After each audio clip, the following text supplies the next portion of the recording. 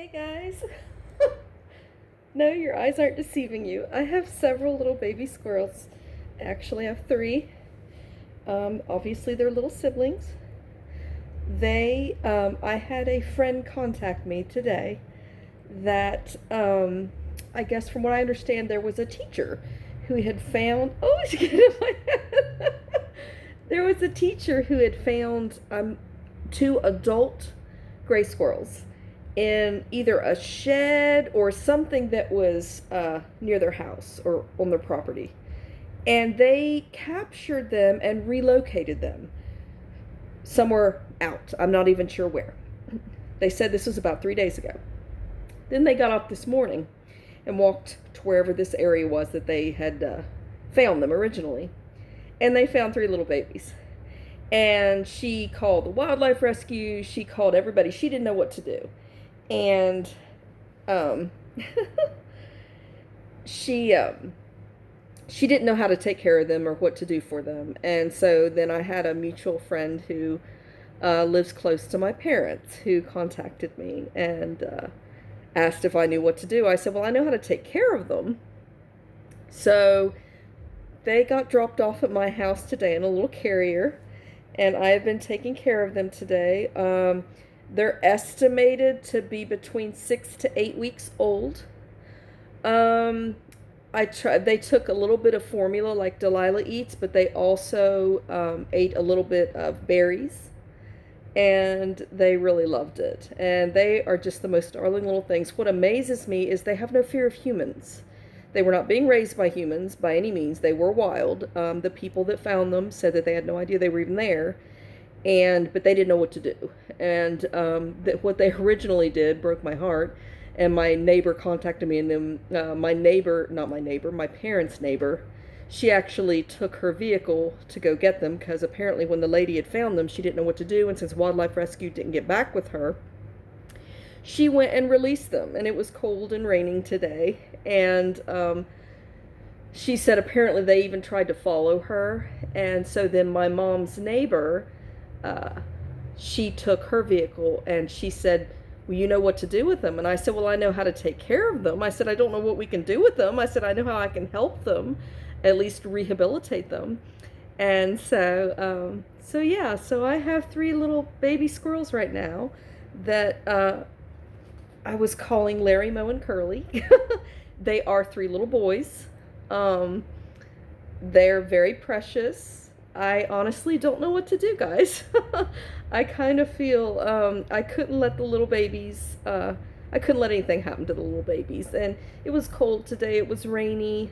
They cannot make it without their mommy. They can't, not at this age. If they were a little older, then I would have been okay with them just being released back into the wild at their age, but they're too little. And so I'm just going to take care of them and then go from there. I don't know what else to do.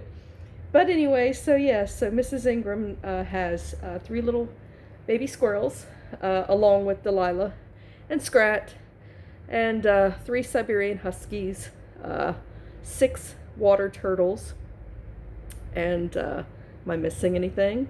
Some koi fish, some outside kitty cats. So yes, I am definitely an animal lover to the greatest extent, and I can't stand to see anything, especially little babies, be left unattended. And when they're this little, when they get separated from mommy at this age, if they could have found mommy, I would have loved for them to have been able to find mommy for them. But they said that they had no idea where mommy was, because this was several days ago that they had found the 2 adult ones and released them. So right now I have 2 little babies. I am going to continue today to read Mrs. Frisby and the Rats of Nimh. I had, in Google Classroom, I had put up the rest of everything for Hachiko Waits, and so you should be able to access all of that. I even went ahead and put up, like, I didn't do a reading test for halfway through the novel like I normally do, but I did do a final one that I put up for, like, the whole book. And there's not that many questions. It's just some basics, just to make sure you understood the novel and you followed along with it and everything. So, but now, like I said, whoops, you're okay, baby. With Mrs. Frisby and the Rats of Nimh, I hadn't decided if I was going to do anything as far as like Google Classroom goes.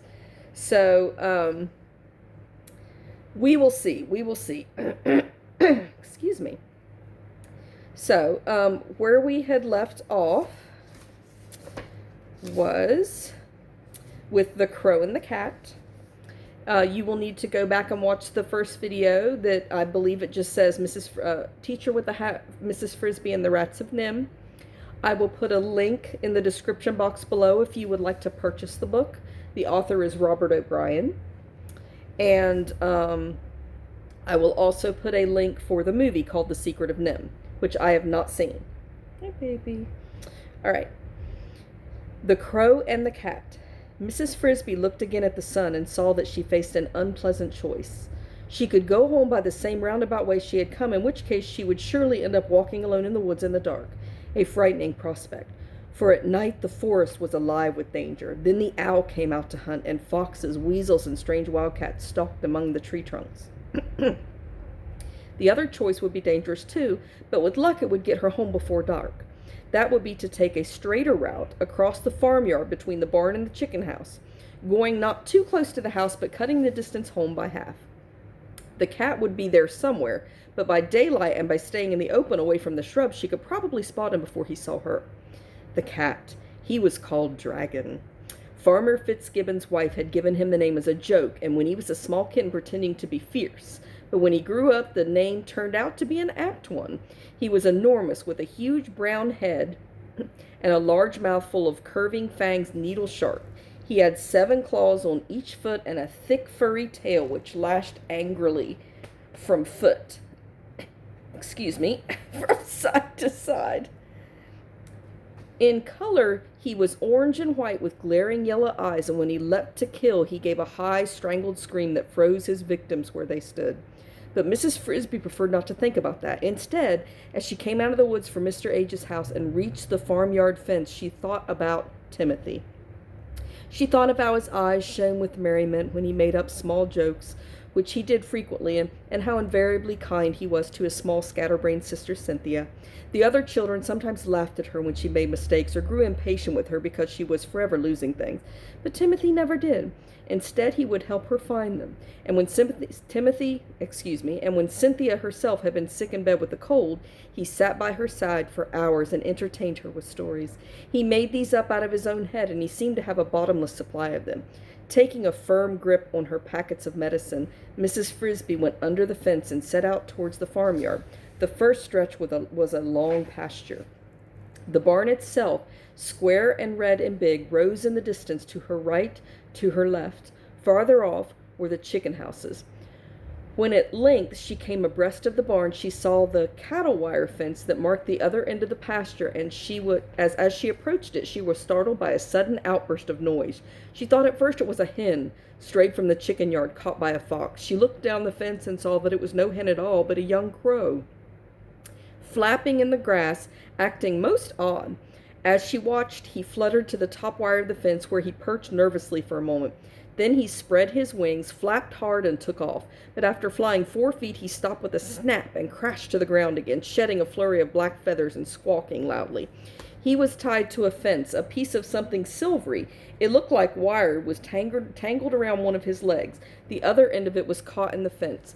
Mrs. Frisby walked closer, as she could see it was not a wire after all, but a length of silver-colored string, probably left over from a Christmas package. The crow was sitting on the fence, pecking ineffectively at the string with his bill, cawking softly to himself. A miserable sound. After a moment he spread his wings, and she could see he was going to try to fly again. "Wait," said Mrs. Frisby. The crow looked down and saw her in the grass. "Why should I wait? Can't you see I'm caught? I've got to get loose. But if you make so much noise again, the cat is sure to hear, if he hasn't heard already." "You'd make noise too if you were tied to a fence with a piece of string, with the night coming on." "I would not," said Mrs. Frisby. "If I had any sense and knew there was a cat nearby. Who tied you?" She was trying to calm the crow, who was obviously terrified. He looked embarrassed and stared at his feet. "I picked up the string. It got tangled with my foot. I sat on the fence to try and get it off, and it got caught on the fence." "Why did you pick up the string?" The crow, who was very young indeed, in fact only a year old, said wearily. "Because it was shiny." You knew better. Here's an illustration of Mrs. Frisby helping take off the string off of the crow's foot.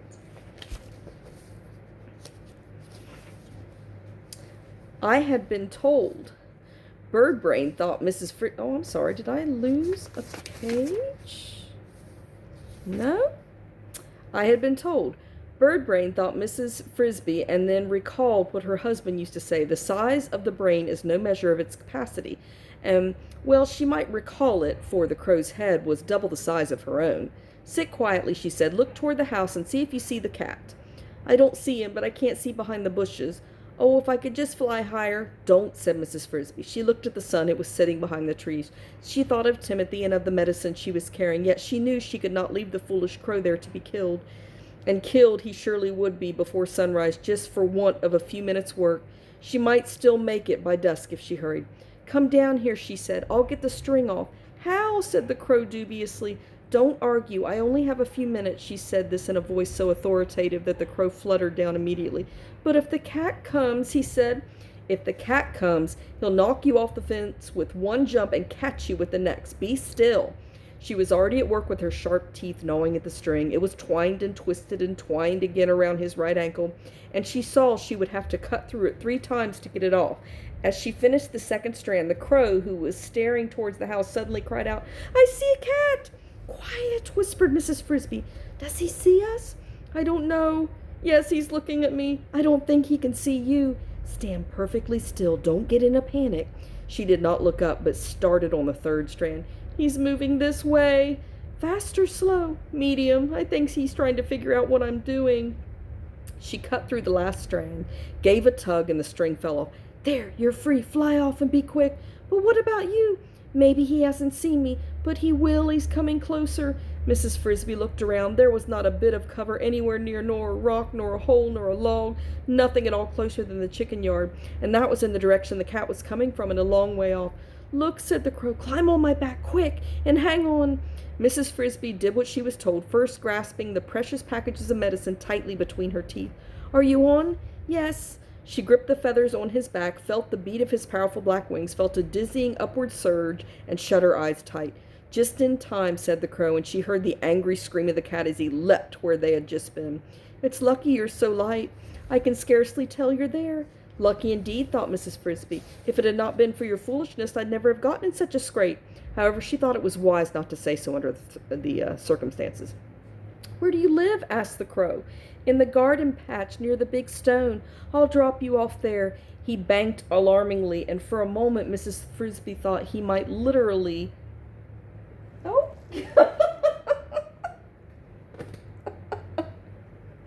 Little one's crawling away. Sorry, guys.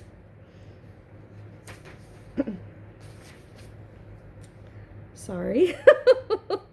I have to make sure I keep an eye on him. Okay, let's see. Where were we? I'll drop you off there. He banked alarmingly, and for a moment Mrs. Frisby thought it meant literally. But a few seconds later, so fast does the crow fly, they were gliding an earth yard from her front door. Thank you very much, said Mrs. Frisby, hopping to the ground. It's I who should be thanking you, said the crow. You saved my life, and you mine. Ah, but it's not quite even. Yours wouldn't have been risk if it had not been for me and my piece of string. And since this was just what she had been thinking, Mrs. Frisby did not argue. We all help one another against the cat, she said. True, just the same I am in debt to you. If the time ever comes when I can help you, I hope you will ask me. My name is Jeremy. Mention it to any crow you see in these woods, and he will find me. Thank you, said Mrs. Frisby. I will remember you. Jeremy flew away to the woods as she entered her house, taking the 3 doses of medicine with her. We're to the next chapter, Mr. Fitzgibbon's Plow. When Mrs. Frisby went into her house, she found Timothy asleep and the other children waiting, frightened, sad, and subdued. He went to sleep right after you left, Teresa said. He's woke up twice, and the second time he wasn't delirious. He said his chest hurt and his head hurt. But, Mother, he seemed so weak he could hardly talk. He asked where you were, and I told him. Then he went back to sleep. Mrs. Frisby went to where Timothy lay, a small ball of damp fur curled under a bit of cloth blanket. He looked scarcely larger than he had when she and Mr. Frisby had carried him to Mr. Age's as an infant, and she thought of that trip, made her wish Mr. Frisby were alive to reassure the children and tell them not to worry. But he was not. and it was she who must say it. "Don't worry," she said. "Mr. Aegis gave me some medicine for him and says he will recover." She mixed the contents of one of the packets of gray-green powder and water and then gently shook Timothy awake. He smiled. "You're back," he said in a voice as small as a whisper. "I'm back, and I've brought you some medicine. Mr. Aegis says it will make you all right." She lifted his head on her arm, and he swallowed the medicine. "I expect it's bitter," she said. "It's not so bad," he said. "It tastes like pepper." And he fell back to sleep immediately. I'm getting, I don't know, can you see the one back there? There's one back there, and then the one I'm cuddling right here. The next morning, as predicted, his fever was lower, his breathing grew easier, and his heartbeat slowed down. Still, that day he slept 7 hours out of 8. The next day he stayed awake longer, and on the third day he had no fever at all, just as Mr. Aegis had said. However, since Mr. Aegis had been right in all that, Mrs. Frisby knew he was sure to have been right in the other things he had said. Timothy was not really strong yet. He must stay in bed, stay warm, and breathe only warm air. During those 3 days she had stayed close by his side, but on the fourth she felt cheerful enough to go for a walk, and also to fetch some more of the corn from the stumps so they could have it for supper. She went out of her front door into the sunshine and was surprised to find a spring day waiting for her. The weather had turned warm while she stayed indoors. February was over and March had come in, as they say, like a lamb. There was a smell of dampness in the air as the frosted ground thawed, a smell of things getting ready to grow. It made her feel even more cheerful than before as she walked almost gaily across the garden. And yet, despite the fine warmth of the day, indeed, in a way because of it, Mrs. Frisby could not quite get rid of the nagging worry that kept flickering in her mind. It was the kind of worry that, if you push it out of the corner of your thoughts, pops up in that corner and finally in the middle, where it has to be faced. It was the thought of moving day.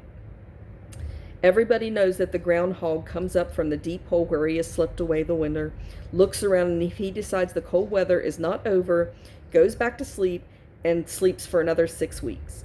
Field mice like Mrs. Frisby are not so lucky. When winter is over, they must move out of the garden and back to the meadow or the pasture, for as soon as the weather allows, Farmer Fitzgibbon's tractor comes rumbling through, pulling the sharp-bladed plow through the soil, turning over every foot of it. No animal caught in the garden that day is likely to escape alive, and with all the winter homes, all the tunnels and holes and nests and cocoons are torn up.